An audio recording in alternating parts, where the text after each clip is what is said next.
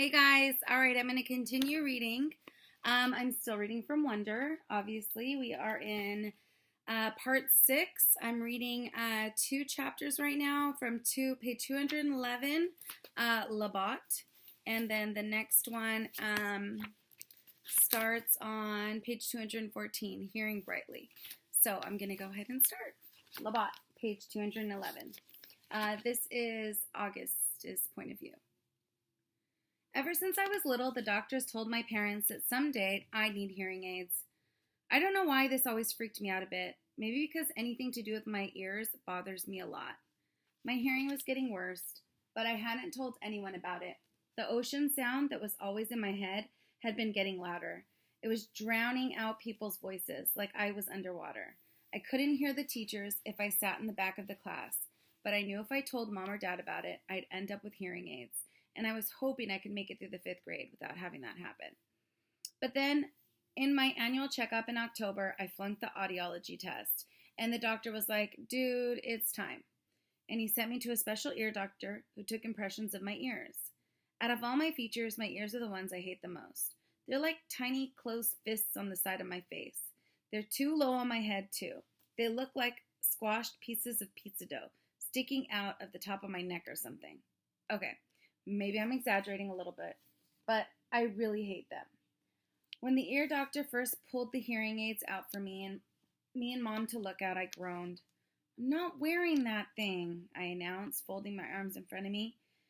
I know, they probably look kind of big, said the ear doctor, but we had to attach them to the headband because we had no other way of making them so they'd stay in your ears. See, normal hearing aids usually have a part that wraps around the outer ear to hold the inner earbud in place. But in my case, since I don't have outer ears, they had to put the earbuds on this heavy-duty headband that was supposed to wrap around the back of my head. I can't wear that, Mom, I whined. You'll hardly notice them, said Mom, trying to be cheerful. They look like headphones. Headphones? Look at them, Mom, I said angrily. All look like Lobot. Which one is Lobot? Mom said calmly. Lobot? The ear doctor smiled as he looked at the headphone and made some adjustments. The Empire Strikes Back? The bald guy with the cool bionic radio transmitter thing that wraps around the back of his skull? I'm drawing a blank, said Mom. You know Star Wars stuff? I asked the ear doctor. No Star Wars stuff, he answered, slipping the thing over my head. I practically invented Star Wars stuff. He leaned back in his chair to see how the headband fit, and then took it off again.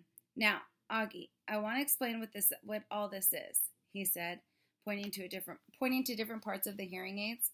This curved piece of plastic over here connects the tubing on the ear mold.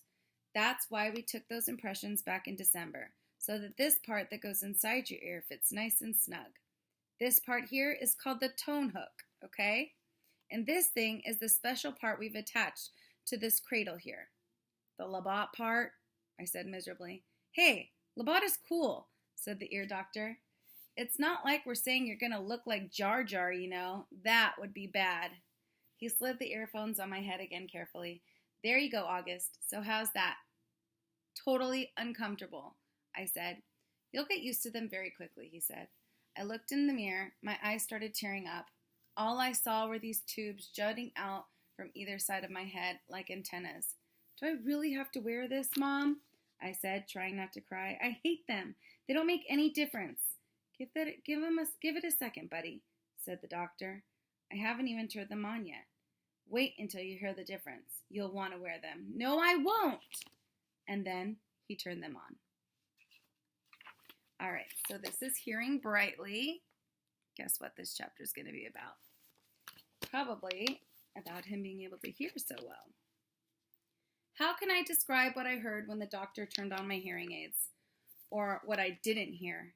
It's too hard to think of words. The ocean just wasn't living inside my head anymore. It was gone. I could hear sounds like shiny lights in my brain. It was like when you're in a room where one of the light bulbs on the ceiling isn't working, but you don't realize how dark it is until someone changes the light bulb, and then you're like, whoa!